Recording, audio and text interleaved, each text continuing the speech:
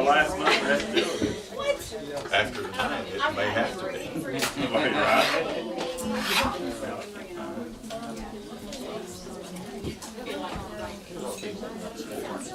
I know, I wonder where everybody's at, they must all be.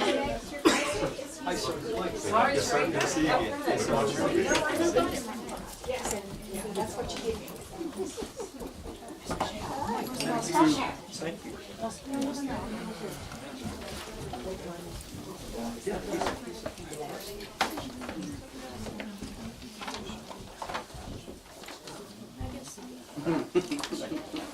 You got that?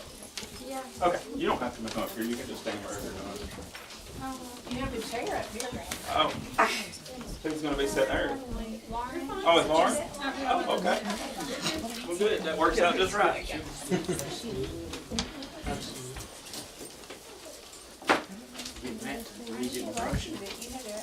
Ooh, I don't know, that might be a little, my skill level. We might get a little kickback out of that. We might get a little fallout from that. You mess up, and none of the rest of us know what you're saying. Well, that's true. I get to, No, I don't. I can just keep repeating, just like, say, give directions to my house. Yeah. There'll be some Russian listening, brother, you know, when you're running. Right.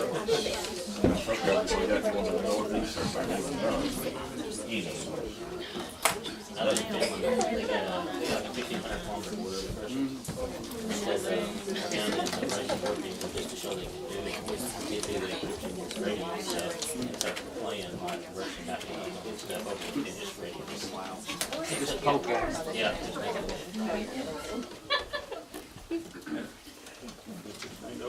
Get my package open.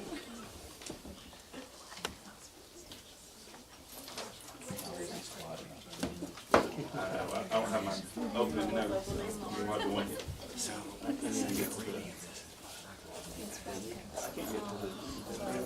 Crazy. I'll look for the comments. Warren County Law. My driveway is Be good.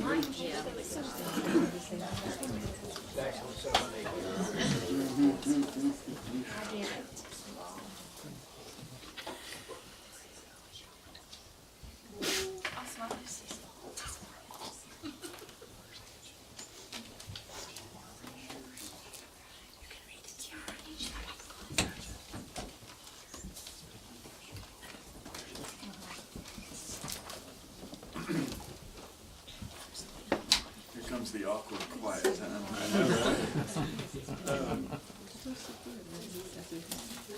Hey, Tina, can you send me the agenda again? I don't know where it's at. I can't, I don't know what's going on with my email, or I can't get it open. You want a paper copy? That'll be, well, I have that right here, I just didn't have the, I don't have The the package, let me send you that. If you got the hack scout, Okay. I don't know where it went. You okay? a lot of people. And realize you don't have to read it. I can read it. Yeah. I didn't.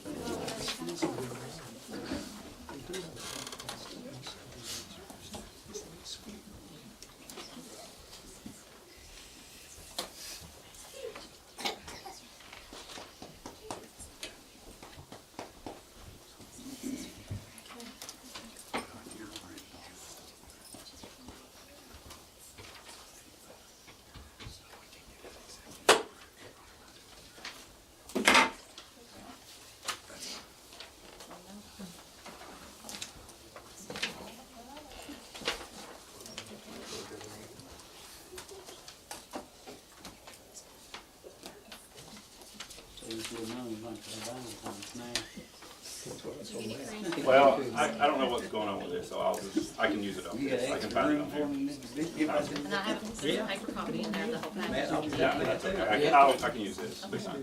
It's fine. Well, we did it actually, the last one.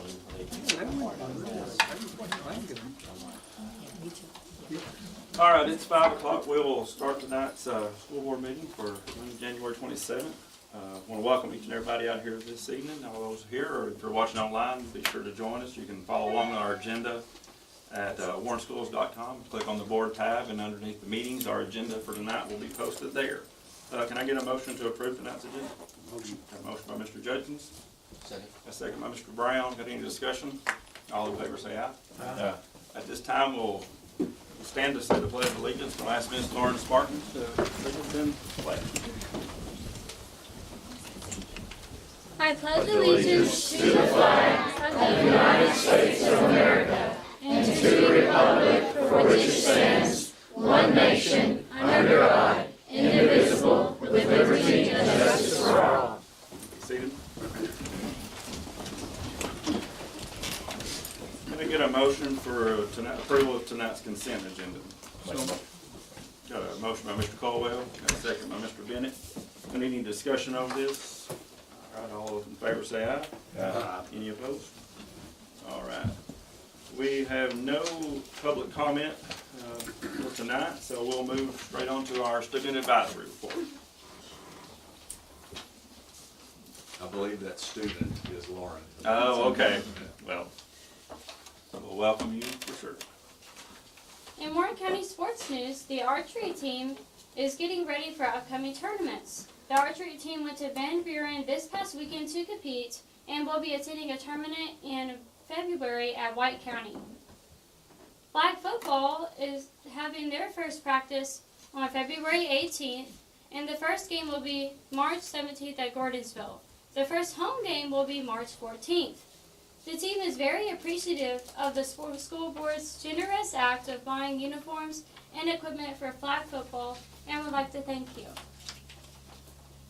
In football news, Warren County High School is excited to welcome the new head coach, Eric B. Liu. In football competition cheerleading, the football cheer competition squad is very excited to attend the national cheerleading competition in early February. They are competing against 53 other schools for the title. In Pioneer news, they will be heading to nationals February 2nd and competing in 4 varsity divisions and 2 junior varsity divisions. The JV competed this past weekend and came home with first in game day and second in the Palm division. The wrestling team is currently undefeated in the regular season and region matches. The team is ranked 9th in the state. It won district championship by defeating Oakland last week. FFA has had 4 students compete and place well on the district level in individual public speaking. James Hines placed second in a thing that he competed in, and Manny Young placed second. Haley Smith placed third, and Chloe Jacobs placed fourth. 23 seniors have achieved the highest honor available in the state of Tennessee FFA. They will be awarded their state degrees in March at the Tennessee State FFA Convention and graduate with a medallion. Warren County has one of the largest groups in the state receiving their state degrees this year. Criminal Justice will be competing at regionals on February 4th in crime scene investigation for the first time. Student Council is very excited to sponsor our annual Coming Home ceremony on Friday, January 31st. Student Council will announce who is the Coming Home King and Queen for 2025. In art news, the band has 3 students performing at the MTSVOA Mid-State Clinic at Lipscomb University this past weekend. This was an audition-only group against students from every school in Middle Tennessee. The Warren County Winter Guard season is in full swing. It competed Saturday, January 18th at the Mount Juliet High School, where they placed 5th in their class. Miss Akers' 9th grade career advising and planning class took a tour of all 25 CTE classrooms last week in preparation for upcoming sophomore registration. The Pioneer Battalion ROTC, JROTC, has begun the second semester with many things.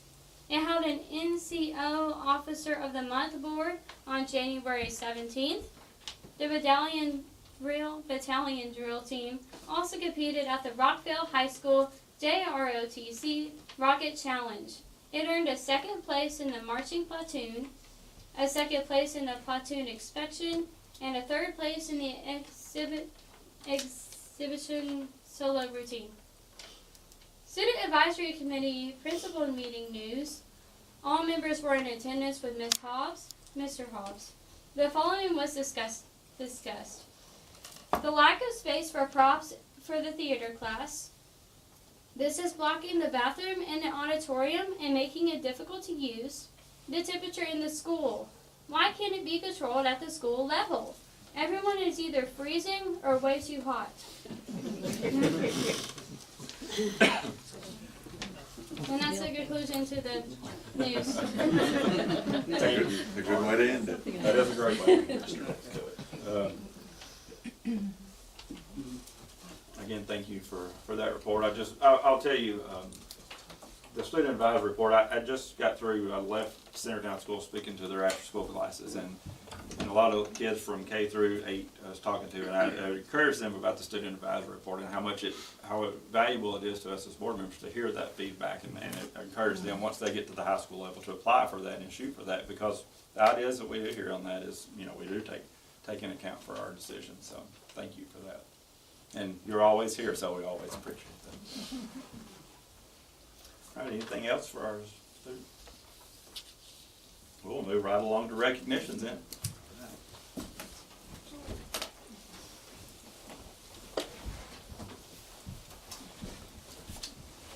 So I've been told that I'm reading both of these tonight. So as you all know, we ask for nominations for Certified and Classified Employees of the Month. And so we're thrilled to have our Classified Employee of the Month for January 2025 is Miss Becky Myers. She is the School Resource Officer at Morrison. She was nominated by Angie Childers, and I'm going to read what Miss Angie wrote. Officer Becky is an instrumental asset to our school family. She goes above and beyond her responsibilities to keep all of us safe. Although she's fairly new to our school, it seems like she's been here forever. Officer Becky balances her role of law enforcement and authority with approachability. She makes a conscious effort to form personal relationships with every student. She can often be seen playing rock, paper, scissors or giving fist bumps to students daily. The students love her, and the teachers and staff appreciate the 110% effort she puts into her job daily. She patrols our hallways and campus, loads car riders and bus riders, and does various tasks that are beyond her role and of SRO. Officer Becky is passionate and takes her role very seriously.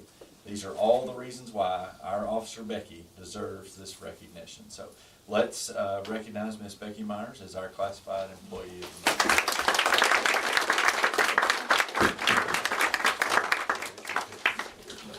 Come right here. Thank you. All right, Miss Angie, you pick hold one side and we'll present it to our Paparazzi, we got several here. Hey, you want in on the picture too? All right, we got. hold that pose.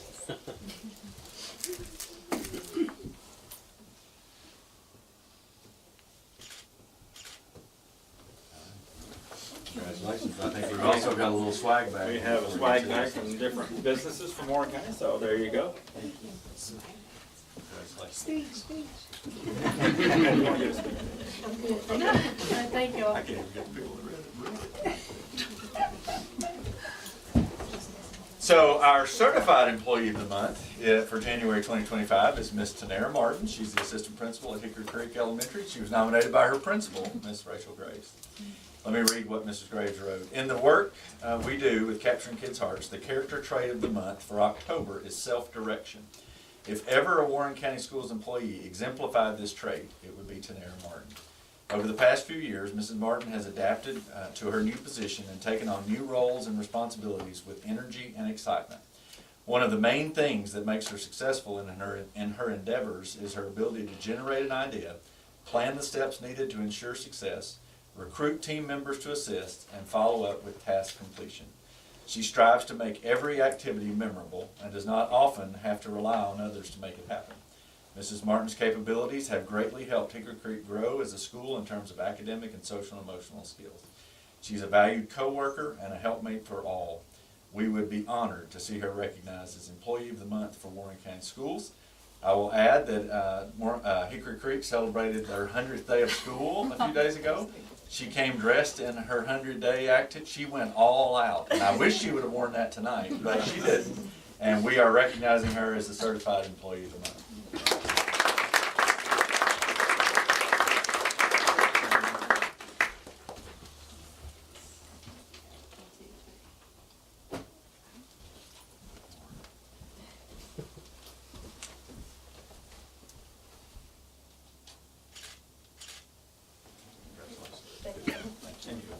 Oh, thank you.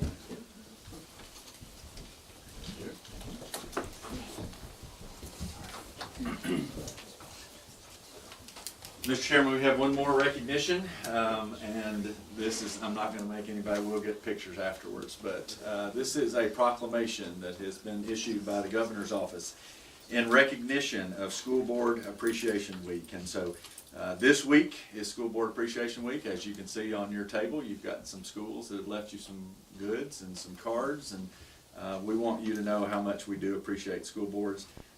This proclamation says that whereas offering an excellent public education system is an important part of helping to ensure every student can graduate high school prepared to begin a secondary education and or join the workforce, and school board members support and appreciate the efforts of students, educators, and administrators who diligently work toward educational success, and voters in each district elect school board members to be their voice as challenges arise and subsequent decisions are made on behalf of the students and their communities. And we appreciate all who serve on school boards across the state and their dedication to quality public education in Tennessee. Now therefore I, Bill Lee, the Governor of the State of Tennessee, do hereby proclaim January 25th through February 1st, 2025 as School Board Appreciation Week in Tennessee. Encourage all citizens to join me in this worthy observance. And so this will hang in this boardroom, but I do want to recognize you all and thank you for your service, and I would ask that we thank you.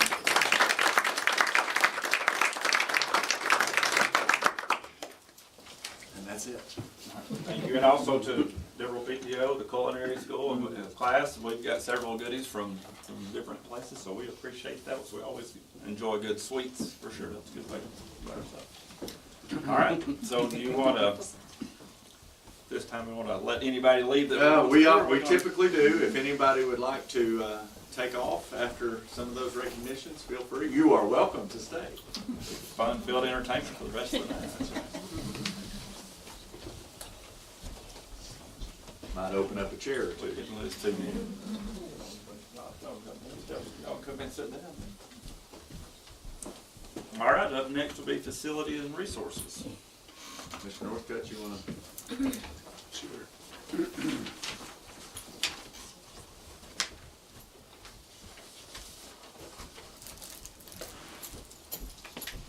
I'll start with the employee center here. It was noticed, I don't know, 2 or 3 weeks ago, that there was a problem with one of the beams that holds, that's hanging the partition walls up. It was noticed that there was a slight sag in it and everything. We've called the architect and he's called his engineer, and everybody has got together and they're trying to come up with a fix, and I think that Alan Hill has come up with a fix, but we're still waiting to find out exactly what that is and when that's going to happen. So we've been in contact with him. Grant has sent an email to him, and we're trying to get that taken care of. If ever it was evidenced by us needing to use that room, this is a good Exactly. Boy, it'd be nice to be down there, wouldn't it? That's right. The new fire alarm that was being put in at the high school is now complete, up and running. When they actually finished up, we were having some problems with some false alarms and this and that, and I think we've got all that taken care of, and everything seems to be in pretty good shape now. The west basement project. They finally got a hold of an engineer for them, and it just happened to be our engineer, architect, Alan Hill, has signed on with them to do some design work for them. And I talked to him, and he looked at their plans, and he has come up with a design that he thinks will pass the the fire marshal's office, and he has sent that to the fire marshal, but we hadn't heard anything back from him. Of course, if anybody has ever dealt with the fire marshal, they do stuff on their own time.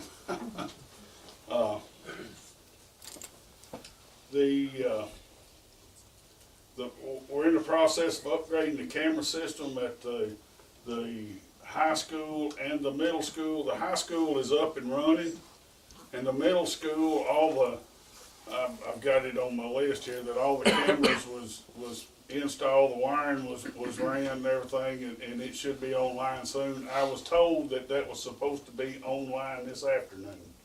Do you know for sure? It was partially online at the end of the day. They were finishing up, yes. Okay, so it's scheduled to be here. The traffic light project that was in our capital projects, the company has came and poured all the bases for the poles to sit on, and they're scheduled to come and set the poles Wednesday and Thursday of this week. So we can get that done and out of the way. The high school chiller project, I talked to the contractor, and they're supposed to come next week to start pulling refrigerant out of those old chillers. They get that done, then they can, the new chillers are supposed to ship on April the 14th. And once that date comes, they're supposed to get with me so we can set up to get a crane and everything to do all the maneuvering and everything to get them set in place and hooked up. So hopefully by the time cooling season gets here, that we'll have those chillers in place and running. The window blind project that we had bids on at the middle school, those blinds have been ordered, and the manufacturer is in the process of making them. And I was told that just as soon as they get them made, that they'll be here to put them in. That's all I have. Any questions?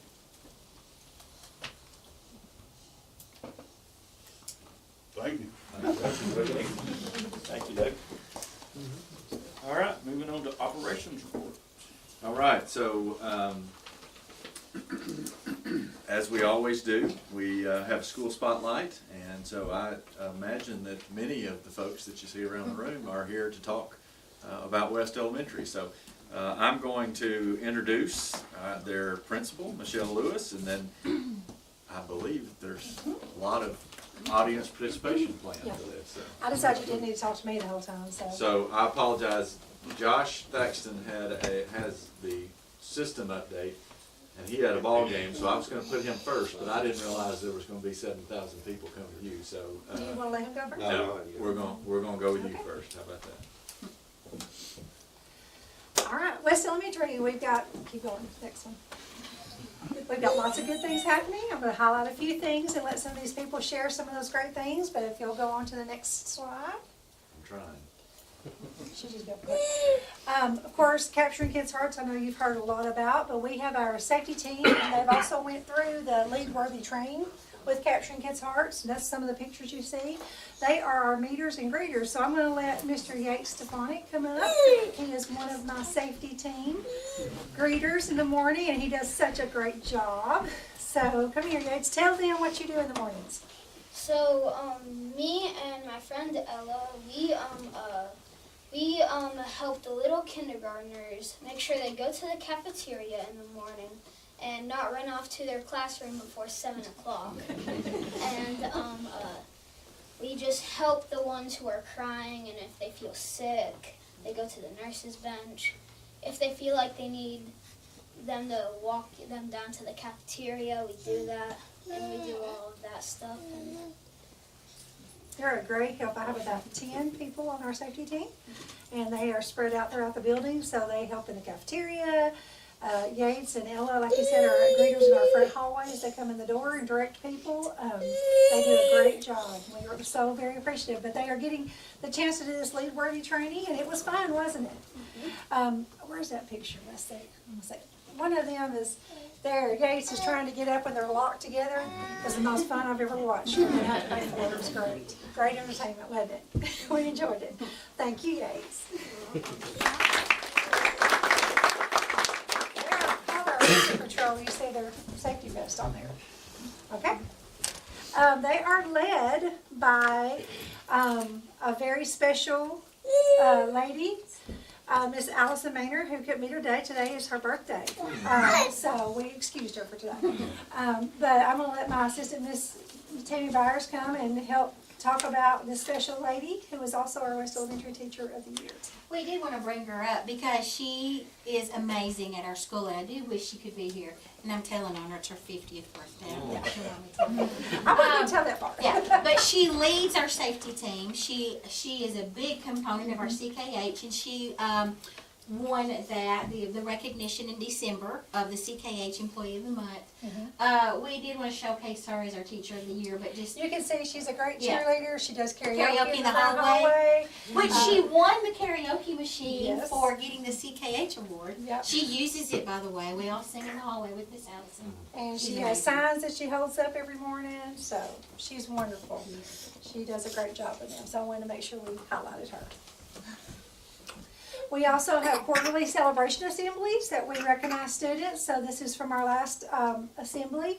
Each grade level has two special achievement awards that they give out, and then we have Student of the Quarter, which is voted on by each grade level has one. They get a yard sign that they get to put in their yard. And then our staff and teachers vote for the Teacher of the Quarter and the Staff of the Quarter. So we try to recognize them. That's every quarter. So the next part, I'm going to turn over to Miss Byers and let her tell you just a little bit about what we're doing. And I'm also going to ask Miss Megan Sadlin to come up with me. I'm going to let her speak to it for me. I'm just going to preface it by saying we are working really hard in our PLCs this year on our continuous learning cycle. So, and this is something Megan Welch in the back corner, she's our instructional coach, something she works with us on also. But I'm going to turn it over to Megan Sadlin and let her explain it more. So our PLCs have been very effective this year. We get to work with Megan, who we are kind of partial to. But during our PLCs, we've been working on this student or lesson cycle, and all the teachers per grade level go through lesson preparation, how we're going to deliver it to the students, and we're looking at like a focus standard usually. And then we plan the work that the kids are going to do, and we come back and we do the student analysis. And then we come back again and we do like a reflection and what are our next steps, where do we go from here. We are currently, so then on the other side we have this team called the ILT team, and I serve on that. And it's like a handful of leadership teachers that come together. And we have been working on, we have a school-wide goal, and that was pulled from the IPG tool, something that we want to focus on in our school, an area of need. And we have been working, studying some articles, we're doing a book study, and now we are in the last part of our unit prep, or our learning cycle, where we are going to deliver our own PLC back to our teammates and other grade levels about what we've learned, and we are going to give them the opportunity to see where they can apply that into their curriculum and their lessons, and then we are going to plan, they're going to plan how they're going to apply it, and then we're going to meet back together and see how it went, and hopefully raise some of those IPG things, turn some of those no's to yeses. So. Yeah, Megan is a great part of our ILT team. We have several people. They're going to observe. They've observed in classrooms and helped us with that, so they've done a very good job with that. So our next focal point is our West Elementary Choir. So I'm going to let Miss Allie Martin come up and tell you just a little bit. She's our choir director. Hello, my name is Allie Morton, and I help direct the choir at West Elementary. This is our second year of having the choir at West Elementary. We have about a little over 30 members this year, which is a lot more than we had last year. Some of the things that we do is we do weekly practices at school. We sing at some of our school assemblies. We have started singing the national anthem at some of our West Elementary home basketball games. We participated in the Warren County High School Sounds of the Season program. And we even have sang at the Park Theater a couple of times, including the music in our schools program that they do in March. So I have 2 choir members that I have that would like to come share a few things that they have about, that they like about choir. So Zayden, you come up here. This is Zayden and Arabella.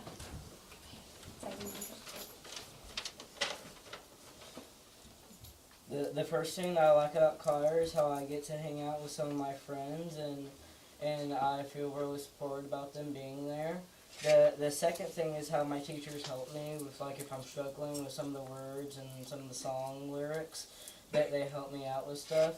And my third thing is all the songs that I really like all of them that we do, and some of them I really know well that we do. Share something? Okay, so what I like about choir is that we do a lot of fun songs. One thing we did last year in choir is we got shirts to go to the Park Theaters with. If you see Zayden has one and I have one.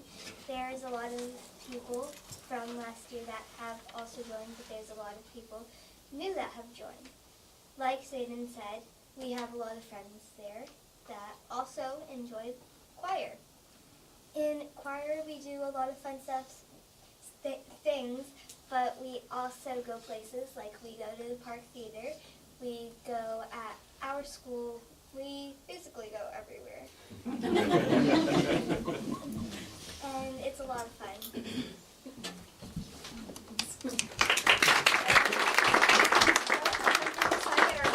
They did a great job, so glad to have them. We're trying to get them ready for the high school choir, so get them prepared. All right, next I want to introduce our West PTO president, Ms. Emily Stefanik, and I'm going to let her tell you a little bit about what West PTO has done. They have been invaluable to this year. We're so grateful for them. Hi, good evening. First, I'd like to echo the governor's proclamation and thank you all for what you do for our school system. It means a lot. So also thank you for inviting me to be here tonight and share a couple of words about West and our PTO and some of the recent activities we've been involved in. As Michelle said, my name's Emily Stefanik. I currently serve as president of the West Wizards PTO. My husband Noah and I have had the privilege of sending 5 of our 6 children through West. And you heard from our youngest, Yates, earlier, about safety team. He will be the last Stefanik to walk the halls of West. No grandchildren. So he'll be moving on to the middle school next year. And I'm sure several of you know that bittersweet feeling of having the youngest reach that milestone. So it's, yeah. Also, all 5 of the children that we have sent to West have been able to walk home from school every day. And most days, it's with friends and classmates. And in our world today, that is truly a gift. And it is reflective of the West neighborhood and of the McMinnville community. And I do not take that for granted. So as a parent-teacher organization, we are committed to so much more than that label implies. We are committed to building a strong, connected environment where students and families feel not only supported, but truly engaged with social events and with each other. We believe that this support and engagement creates a positive impact both inside our classrooms and outside in our communities. So we have several areas of focus, including school fundamentals such as landscaping and maintenance, teacher and staff appreciation events, and safety for our teachers and for our students. Our fundraising endeavors seek to meet the needs in these areas of focus, such as shade structures for our playgrounds and privacy slats for our fencing. We've held 2 volunteer work days so far this school year, and we have another planned for this spring. We have pressure washed walkways, we've pulled weeds, we've laid fresh mulch, and we've removed debris. And I have to say that the parent and the student and the staff involvement in these work days shows just how much our West family cares about our school. But West is more than a school. West is the cornerstone of our neighborhood. Nestled in the heart of the area that we serve, West plays a vital role in nurturing a strong sense of the community that we've created. The proximity of our school to the homes of our students provides them with the unique opportunity to form lasting friendships with their peers who live nearby, which enhances both their educational and their social experiences. I look forward to seeing how West will continue to positively impact my neighborhood, our neighborhood, and our city of McMinnville as a whole. So I'm glad to field any questions that you all have about our activities as the PTO, or take any comments. Well, I would like to know when the next work day will be. We You will can send, let me know. yes, we will, I will put you at the top of the volunteer list. I sure will. We've worked together before on things, so we will be more than glad. How are you with the shovel? to do that. I think you just got signed up. All right. Thank you, Michelle. Thank you, I appreciate it. Bring Thank some you. fireworks for afterwards. We appreciate all they do. They have made a big difference. All right, the last little, person I'm going to focus on is our beta club that we've had here at West, and it's done such a great job. So I'm going to let our 2 beta sponsors come, and they brought some young people with them as well. My name is Megan Welch. I'm the instructional coach for West Elementary, but I also have the privilege of being one of the beta sponsors. I love being able to be a beta sponsor. I took a step out of the classroom, and I really just missed kids. And so Miss Katie and I have worked together. We were teacher besties, and we love that we still get to continue this tradition together. We have about 10 beta members. We have recently just reinvigorated our beta club. We attended our first beta convention, which was at the Opryland Hotel in November, competed in 11 competitions, worked on the state project together, and collected 142 pounds of can tabs, which is a lot more than we realized that it was. It was a lot more when you had to bag them up by yourself. We did not realize how many can tabs that was, but we were glad that we were able to collect those for the Ronald McDonald House, and it was just a really great experience to see our kids engaging in the convention. We had them compete in arts, drawing, jewelry. You can click the play. It'll come. Oh yeah, it will play videos.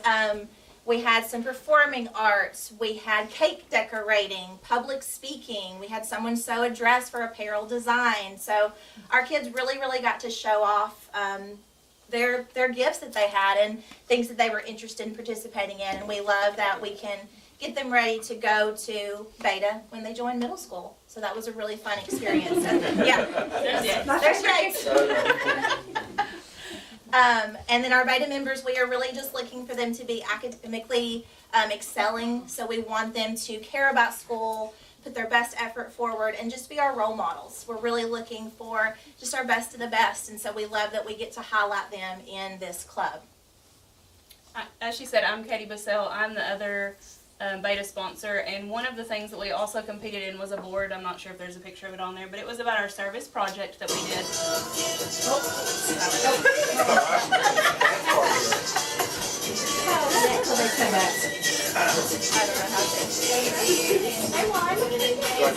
I told them they should just do it. You'll get to hear from them in a second.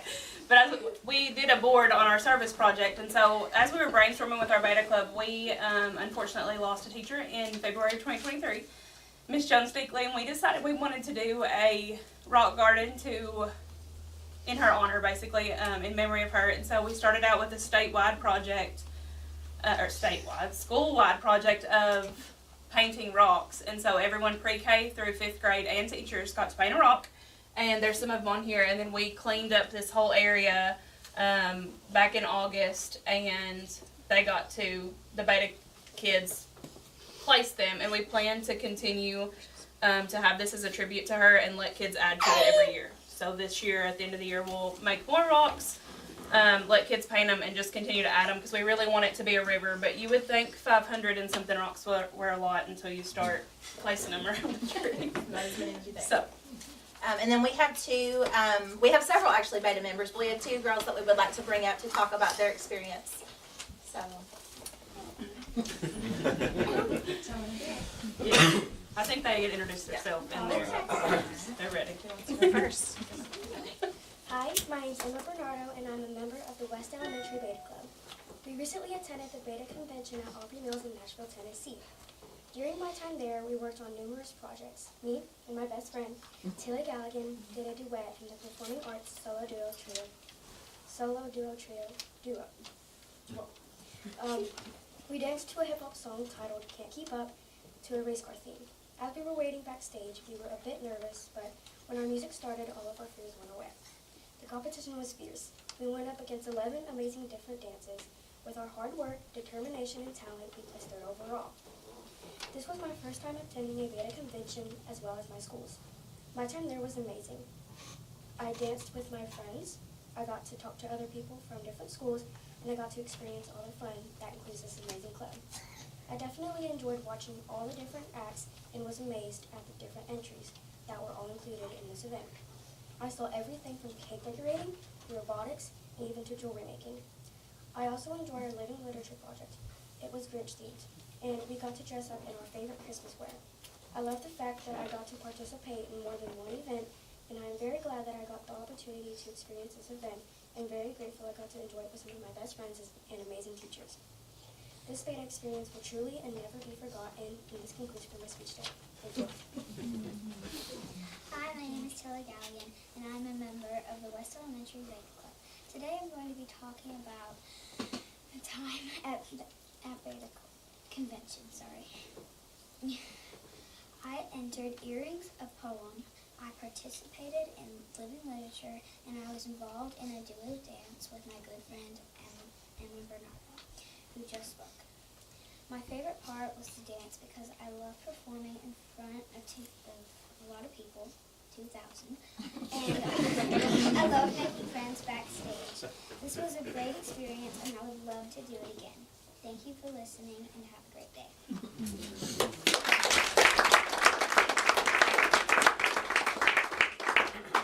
See, wasn't that so much better than listening to me?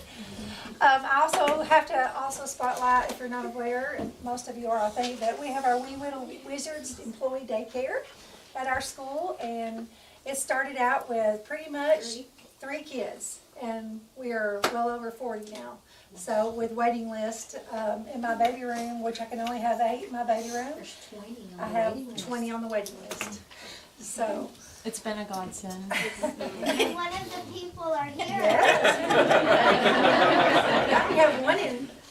I doubt he can speak to you too much, but he looks happy, so obviously we're doing a good job. So, I'll point out too, this is Nicole's new grandbaby. So we have lots of grandchildren there. Candace's little one's there, and so we have lots of great kids there. So I'm so proud of our employee daycare. They do a great job. They really do. And just want to say thank you to you guys and for letting us have this opportunity to share and If you have any questions for me, we sure appreciate what all you guys do to help support us.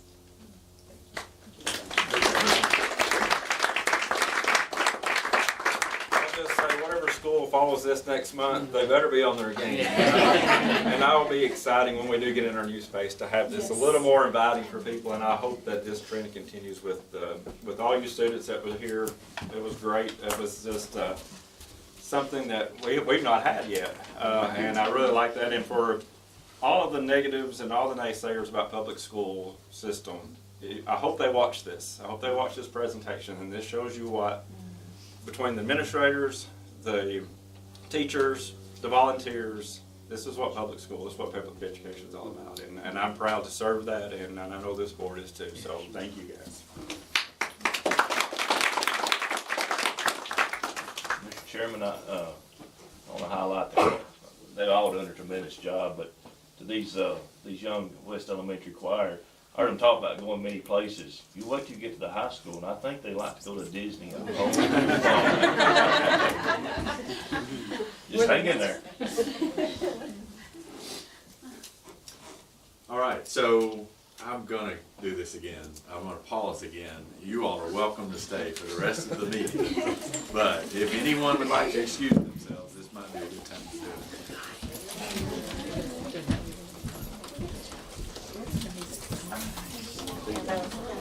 Thank y'all.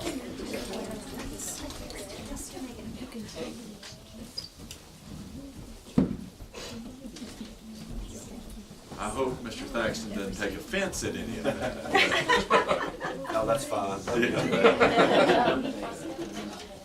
So I feel set up though. I mean, that is hard to get. That is hard to follow. Yeah. So as we've been doing, and I do appreciate Ms. Lewis doing such a good job and showcasing what our schools do, but we're also want you to be aware of what's going on in our departments. And so Mr. Thaxton is here. He wears many hats, and so he's going to talk to you a little bit about technology. And mine is not working currently for his.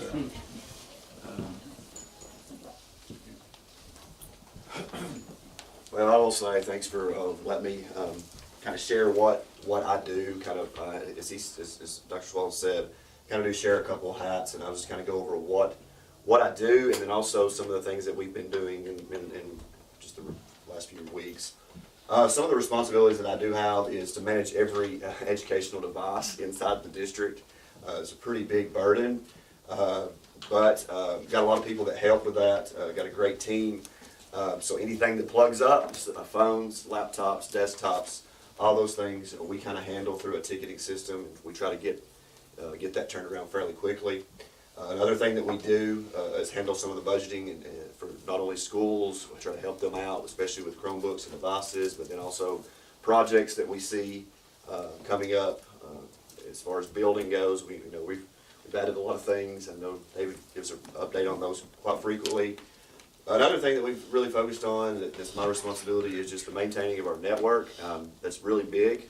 It's something that's becoming more and more thought of in the school system because, to be honest with you, school systems usually don't have a lot of money to put into the cybersecurity realm, and it's kind of low-hanging fruit, and that's where a lot of people are trying to find avenues to get our data and things like that. So we're constantly looking at that and the cybersecurity management.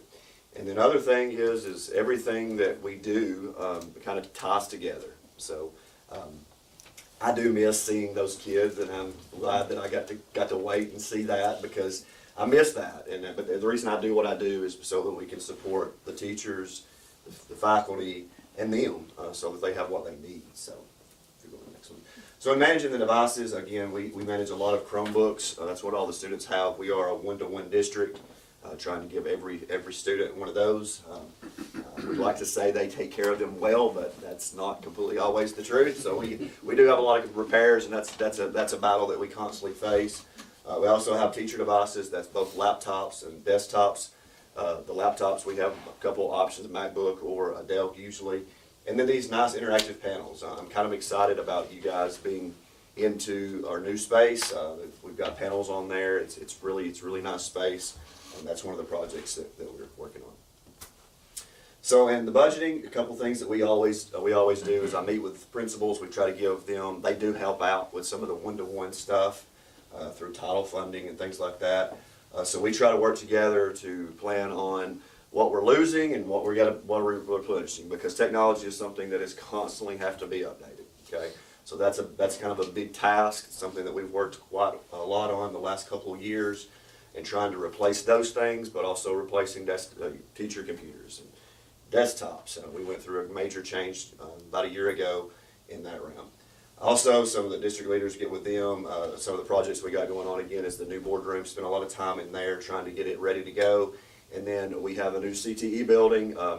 One of the things that trying to be forward-thinking in some of this, we have something called E-Rate. E-Rate is a program that will fund us based upon our CEP, or economically disadvantaged students, and we get a discount on our internet, and also our hardware. And one of the things that I've been doing is trying to get forward-thinking and buying a lot of that stuff through at the CTE building, at a sense 10% of the cost, because that grant takes 90% of the cost. Pretty nice grant to equip that. So, as I told Josh, we need more grants like that. Yeah, those are good grants, and it's something that we do. We have to apply for yearly. Our internet, we pay for 10% of our internet, 15% of the equipment. So pretty good deal. Kind of mentioned that some of the things that we're doing to utilize that E-Rate funding is as I said, we're constantly trying to update our structure. Some of the past upgrades, we've replaced every access point, a lot of the switches in our different locations, and modernized some of our network gear just to try to get it up to date so that we can keep those things patched and updated so that we can keep our security at top notch. So, next one. So staying ahead, we work really closely with a company called Trend Micro. We've worked to get a grant on it. I do a couple of cybersecurity, just did one recently, cybersecurity reviews. Those reviews kind of show our areas of need, and then we can use that data to request products and help through those things. That nationwide cybersecurity review data, that's what we use to apply for a grant. It's the NCSR grant.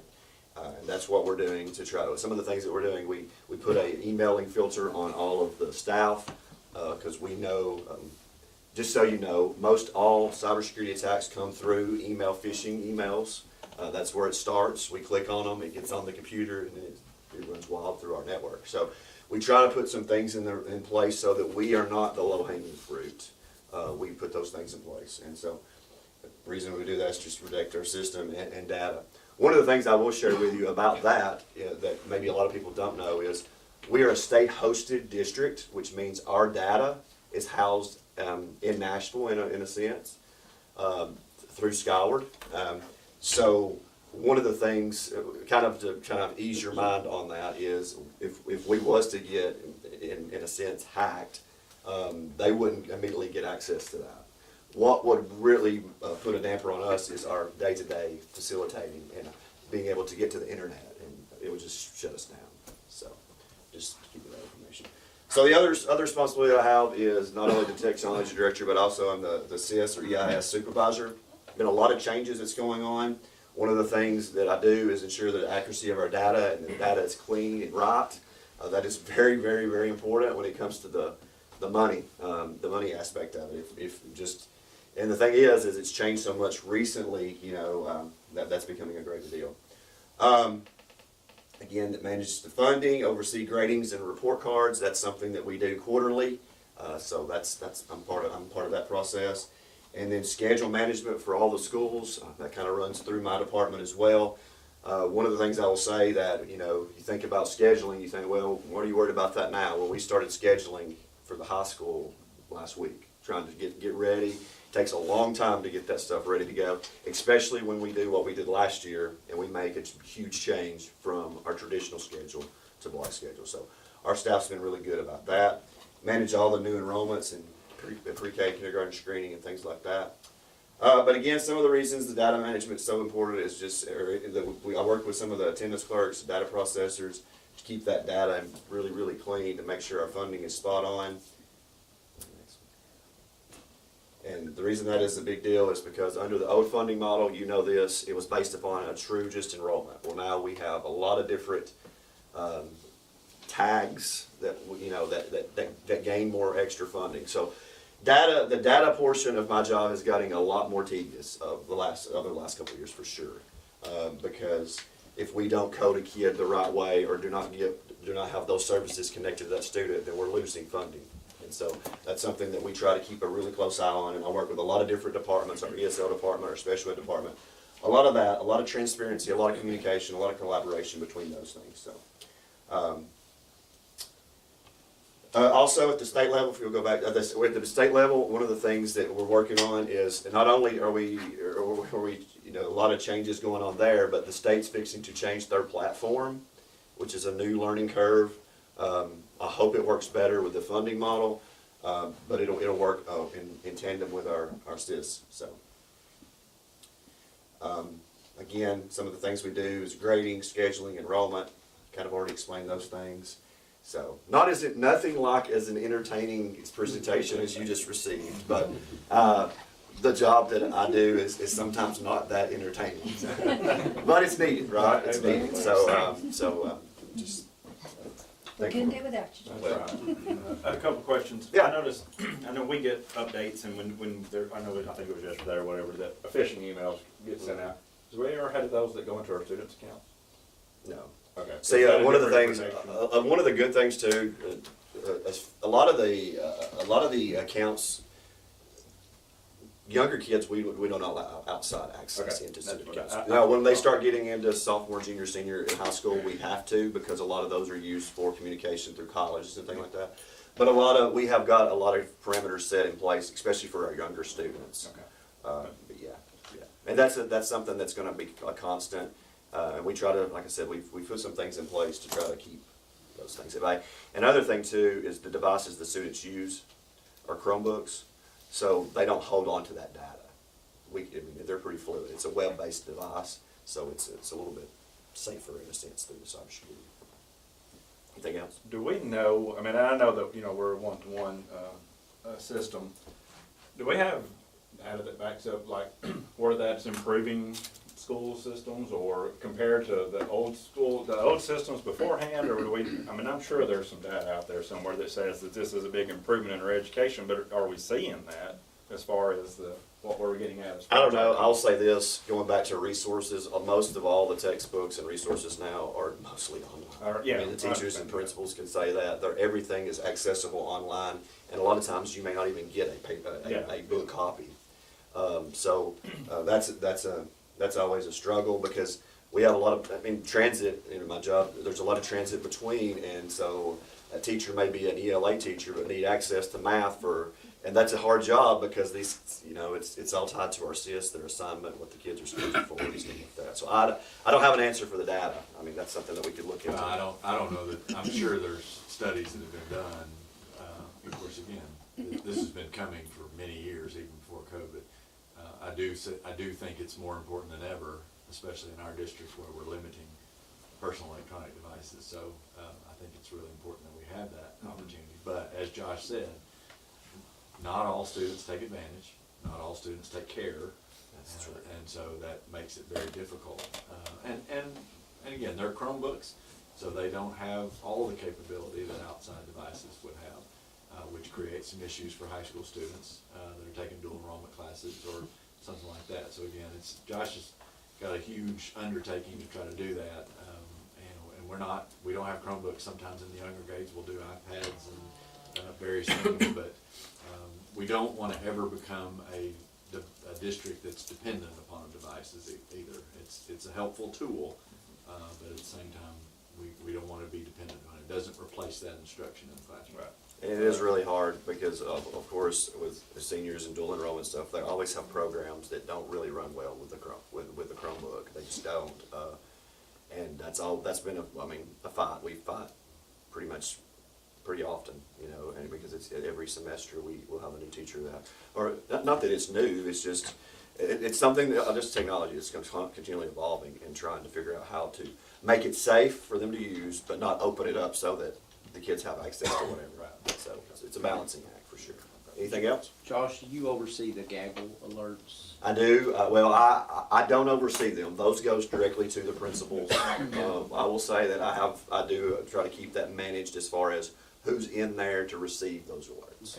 Okay. If you could briefly speak on what that does to protect our students, and so that it might ease some of those watching. So that we are watching. So Gaggle is a company that we have. It's a safety precaution that we have that monitors the drive, student drives, emails, web searches, anything that they put in that computer, it monitors it. So if they say something about it, maybe just in conversation, my mom's going to kill me because I did not do the laundry. Well, that flags because of that word "kill" in there, and it flags and it sends a message directly to several of us. And if it's not a false positive, a lot of times that company will call somebody until they get in contact with someone so that we can get in contact with those students. Same thing with, guns, weapons, knives, anything like that. All those things they have trigger words, and those trigger words send notifications to myself, Dr. Swallows, the principals, a lot of different admin in the district, so that we know kind of what's going on. And if there is a case of something going on, if they use, and it has to be a school email, okay, so it have to be logged in on a Chromebook. A lot of kids are using their email on their phones too. We find that out because they put things on there that they don't think they're going to find. But anytime they're logged into that email address and they do something like that, we get a notification. So, thank you. I just wanted you to speak on that because I know there's people listening that might not understand that we do monitor that stuff, and when we receive that type of information, we always check it out. yes, I mean that's a really good point. I forget about some of those things because it's part of our process of what we do every day. But yes, that's a very good point. If I could add to that too, I mean, even like suicide, like I had somebody type that they didn't like themselves or didn't like their something anyway, I can't remember, but it sent one to me and I addressed it, and I've even had kids just look up stuff to be silly. And so I've walked them up to my office and showed them my little email because they don't believe me. And I said, I get an email, Dr. Swallows gets an email, don't be doing that kind of stuff. So it's good, it really does work. I mean, it's very, and I've even got them after hours, like you said, on the phone, and I've called a parent and go, hey, just want you to know they're logged in and this is what they've said. I hope it's nothing, but I need you to check since I'm not there to check. So it's a very good thing. Very good point. I'm glad that I know a lot of colleges have all their materials and textbooks online where the students can access to them, which is a good point for students. We still don't have that textbook to have in their hand. Prepare them for the future. That's why it's so invaluable. All that information is connected to our SIS, Skyward. It's all connected. So everything kind of works together. It's a machine so that people can get access. Anything else? All right, thank you guys. Good luck. He's going to excuse himself. He also coaches basketball in his spare time. Probably why his voice is a little raspy over there. That's exciting day. All right, so moving on to some items of business. A couple meetings ago, I introduced the platform of BOE Connect through TSBA.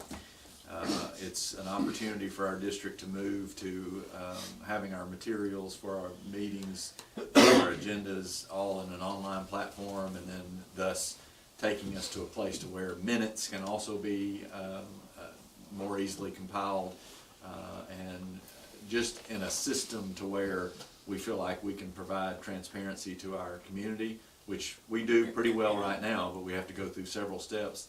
And when I say we, take me out of that and just look at the lady on my left.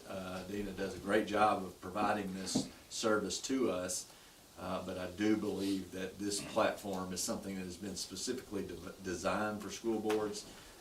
It's something that I believe will help you as a school board. I will tell the public that you all were able to see this in a demonstration. I think you've seen the power that it has, but at the same time I did want to bring it to you all and recommend that we do that, but that's for your approval and consideration tonight. All right, can I get a motion for approval of the BOE Connect contract? Motion. Got a motion by Mr. Johnson, and a second by Mr. Jenkins. We got any discussion over this? I agree with Dr. Swallows. Dina does a wonderful job, and this will benefit not just her, but all of us, and also the community, so they can see more quickly how we do things. So in the vein of transparency, I think that's going to be something we can definitely use. So. Absolutely. I thought during that presentation we had was very thorough and very good, and Dina said she was all in for it, and she's the main cog behind all that, so we appreciate her. But I'm like Mr. Johnson, it opens up a lot more transparency, easier for the public to look through and see things and find things, and easier for us to locate things during our meetings and packages, and so I'm all on board for that myself. So. Any other discussion over this? All right, all in favor, say aye. Any opposed? All right, the motion carries. All right, thank you. Next item on the agenda is a consideration of a resolution regarding the Education Freedom Act. I will give you the background and then address the resolution to follow up. So you have a copy of the resolution in your board packet. But as many are aware, the State General Assembly has entered into a special called session. The House convened at 2 p.m. this afternoon. They have 3 things on their agenda. One of those being the Education Freedom Act. And so obviously that's not new. This has been a discussion in our state for the last couple of years around education savings accounts.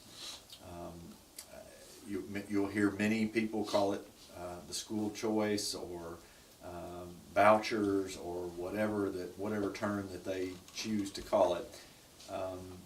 I want to be very transparent with you that when the term school choice is used, I don't know that there are many people that would say they're against school choice. We all feel that families certainly deserve a choice. We also very much advocate and believe that families should be very much involved in their child's education and the choice that they make to go to public school or private school or homeschool. We've been able to, in this district, provide many different avenues. We have virtual schools, so we have different avenues for students to be able to learn. And so we do feel like we provide a choice. So you won't hear me talk a lot about the fact that we don't agree with school choice. What this boils down to is that what this act that's being considered is taking money that has been slated for public education and taking it to private education. If you look at the tenets of the bill, again, this is not new. It was proposed each of the last 2 sessions. We do have a version of it in Tennessee already that happens in Nashville, Knoxville, Memphis, and Chattanooga, but they are expanding this to statewide, allowing any student up to $20,000 in the first year that would like to take advantage of an ESA or an education savings account, the opportunity to do so. What you're going to see in the bill, actually for this General Assembly, it was House Bill 1 and Senate Bill 1, but because of the special called session, they have amended that. It is now House Bill 6004 and Senate Bill 6001, and they've changed the language for the special session and basically are calling or adding some things to that. But what they're saying is that 20,000 students would have the opportunity to take part in this program. If that takes place, then the program could grow the following year. There are several caveats in there. There is a requirement now that a student that takes part in an ESA would have the opportunity or would have to take a standardized test at the private institution, whether that would be the TCAP or the ACT or it's a nationally normed test. That would be up to the independent agency that they enroll in, but they have to take that test. There are some other caveats that say all public school teachers would be provided with a $2,000 bonus. there are some caveats related to, that were just added, related to capital projects that would benefit public school districts. So all that to be said, there's been a lot added to the bill, in my opinion, to gain popularity. So with that being said, there's been a lot of conversation. I know many of you have reached out to our elected officials, because they will be voting sometime this week, is what we're told. We're anticipating the special session will last 3 days, the first day being today, and they believe that they can adjourn the special session on Wednesday if they have the votes for this bill, and get it passed, and then that would give school systems and private institutions the opportunity to be ready for 2024, 2025.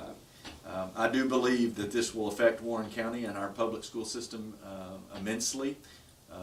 Do I think it's going to cause us to lose 250 students? No, I do not.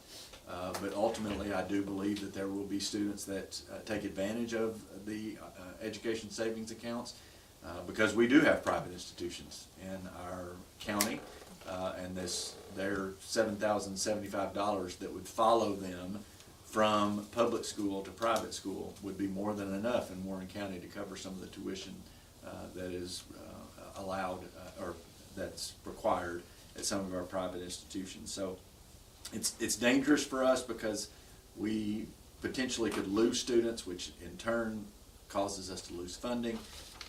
But oftentimes, and I gave this example in our education committee meeting, if it were 10 students that left us at $7,075, that's $70,000 and some change. But oftentimes in a school district, those 10 students might come from 10 different schools. So if that's one student from every school, that doesn't alleviate the costs that are associated with funding a public school district. But yet we would be losing almost $70,000, or actually more than $70,000. So it will be a strain on us, I believe. And so what the resolution says, I'm not going to read it. It's 2 pages long. We would certainly make it available to anybody, but I hope you all had the opportunity to look at this, is that we believe as a public school system that we are required to educate every student. We don't get to pick and choose who we educate. We educate every student. We believe that it's important that we uphold that standard. We believe that the necessary funding should be made available to be able to do that. And we believe that the Education Freedom Act is a detriment to public school funding and public schools in general. I appreciate what you all have said tonight. I believe that the beauty of public schools have been on display in this last hour and a half. I don't have anything whatsoever against a private school or a home school. I celebrate the fact that those families have opportunities to do every one of those things. But I hope that the General Assembly will see that having something like this will be a detriment to our public school system, our public school systems across the state. And I hope that they will see the wisdom in their places that are asking for them to not do that. So we're asking you as a board to support this resolution that says Warren County Schools Board of Education opposes the Education Freedom Act and Education Savings Account. And I will tell you that we have had lots of good communication from our state representative, Paul Sherrill. He's been very open to our opinions and listening to us and asking for feedback. He said that he would be happy to have this resolution, and we are calling on them to oppose this legislation. So, Mr. Chairman, with that, I'm submitting this resolution to you as a board for your consideration this evening. All right, can I get a motion on adopting the resolution regarding the opposing of the Educational Freedom Act? We've got a motion by Mr. Brown. Can I get a second? Second. A second by Mr. Colwell. All right, we got any discussion over this? I would say kind of Dr. Swallows been on. I have reached out to probably 6 or 8 different representatives, and Paul Sherrill did reach back out, and so I want to say I did appreciate that he's finding out what I believe as both a parent and as a school board member, getting the thoughts on that. And I used a similar example like Dr. Swallows, except I bumped the numbers up a little bit to 50 students. I mean, that's then that could still, with not without any less expenses, it could still affect our, over $350,000.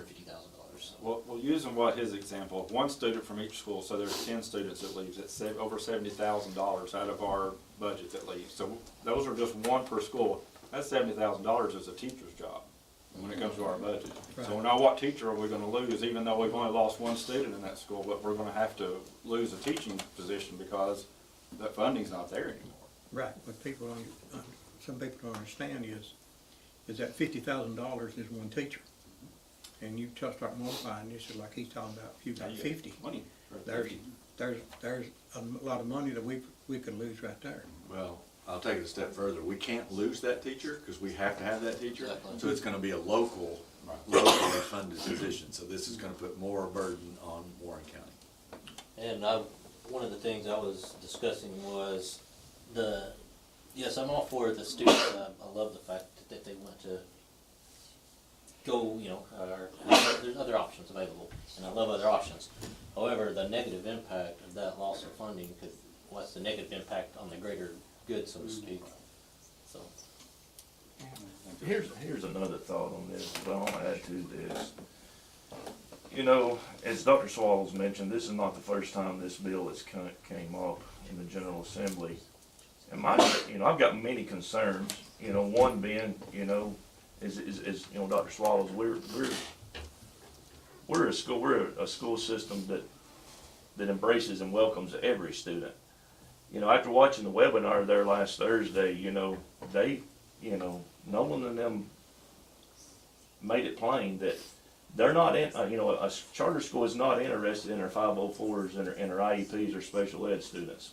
We're obligated to that. We embrace those students with welcome arms. We have some excellent teachers that handle those students. That's not an easy job, and they said it would be something similar to a TCAP, but not the TCAP. A TCAP is what's demanded of us. Why wouldn't it be demanded of them, of a charter school? That's the other thing. And not only as it's been mentioned, not only is the funding going to affect Warren County school system and every other public school across the state, it's going to affect the local funding body as well, because what I've been told by another state rep is, you say you have X amount of students with their own, your fund is going to be set at a minimum amount.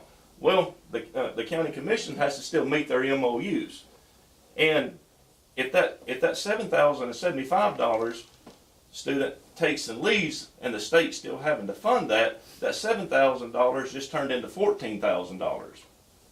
There's a lot of fine print in this, and I'm going to leave you with this. If this bill was so great, why didn't it pass last year, and why is it having to be attached to the relief aid in East Tennessee?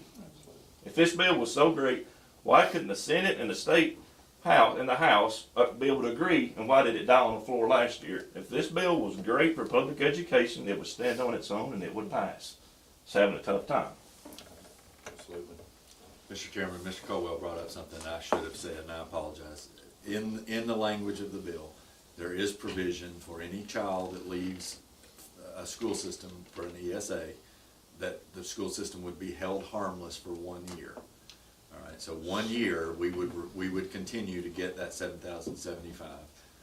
But again, if you listen to critics of this bill, that only increases the amount of money that's going into state education, and there's no guarantee in 2 years that we'll not be able to consider We'll have a new governor in 2 years, and he may say, hey, I didn't agree to that. And so I do want to make sure, I apologize that I left that out of the original argument. That is what's being considered in this bill. And so we would be held harmless for a year. But again, that is not something that we can count on going forward. And there's some carrots being dangled. If you talk to some of the educators or teachers, they're offering a one-time $2,000 bonus to teachers. If we have this money in our state that we can offer this, why can't we just get that money out already and not just have strings attached to that? I've had several teachers to reach out to me when they, read the end of the bill and said they would happily, gladly give up that $2,000 to have some help with mental health issues and behavioral issues in the classroom. And one more thing I'll say, and then I'll be quiet. On the other side of this, those people that are in favor, say you are a private school or you know, maybe it's a Christian school that's church-based, how is that school and how's that administration going to feel like taking funds, state funds now, and they're going to have those dollars attached to the state? And how long will the state come in and say, all right, now you have to play by our rules because we're giving you this money. We're allowing you to get this extra money. Now you're going to have to play by our rules.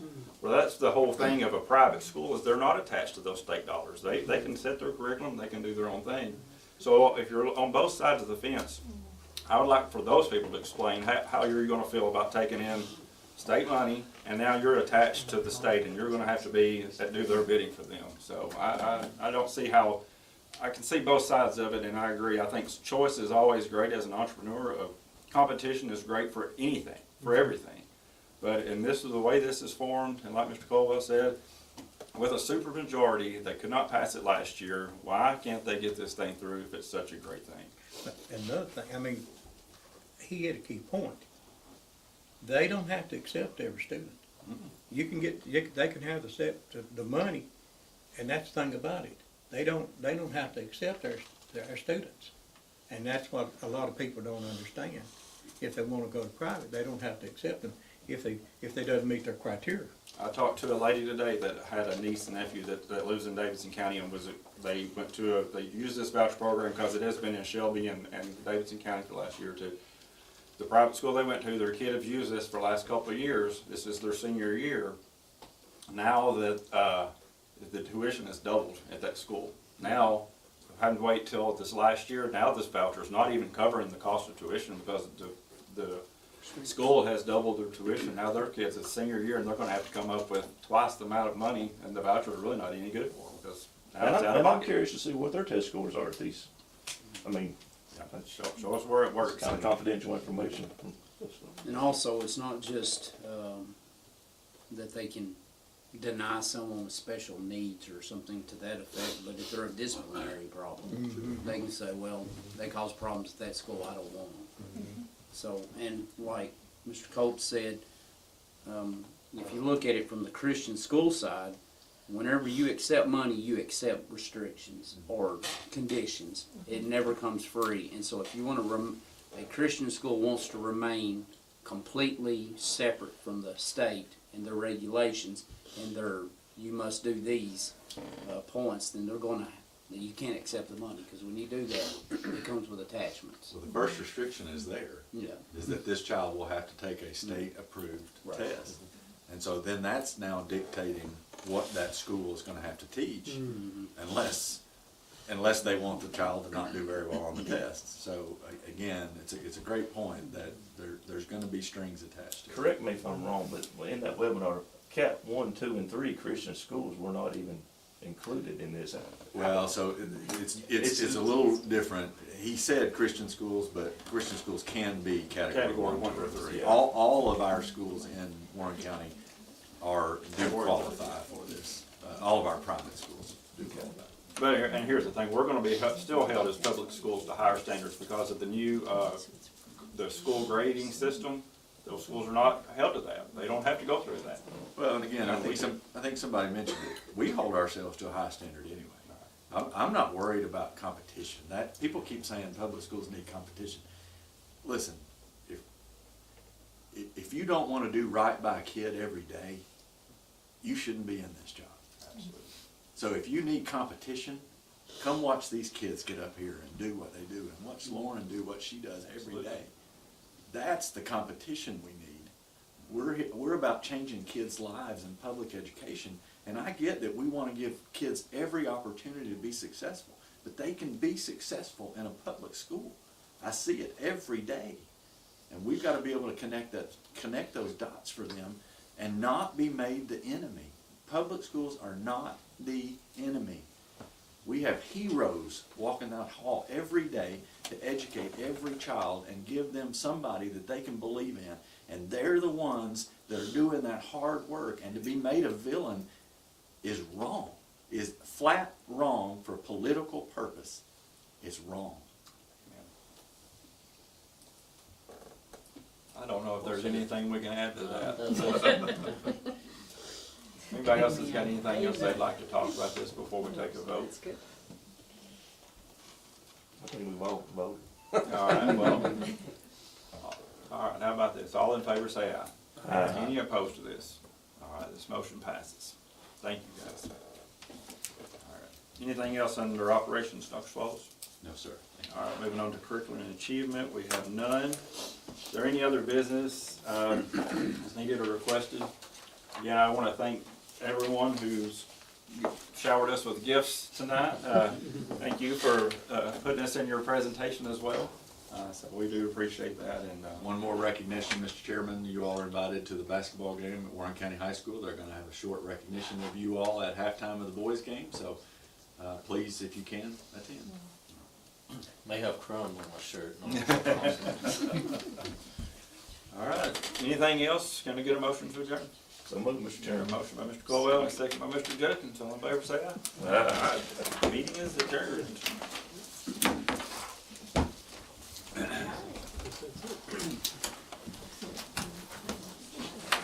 I think before everybody leaves, they want a picture. Deborah would like a picture with our gifts from them. If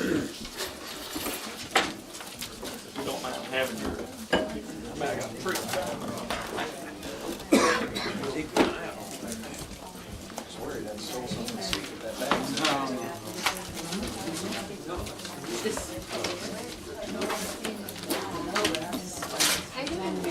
Good, how are you?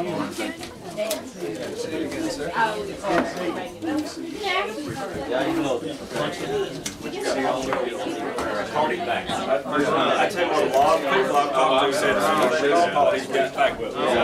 He's great about that. I talked to him 2 or 3 times. We'll talk to him. He's always been good about college. We'll remember that.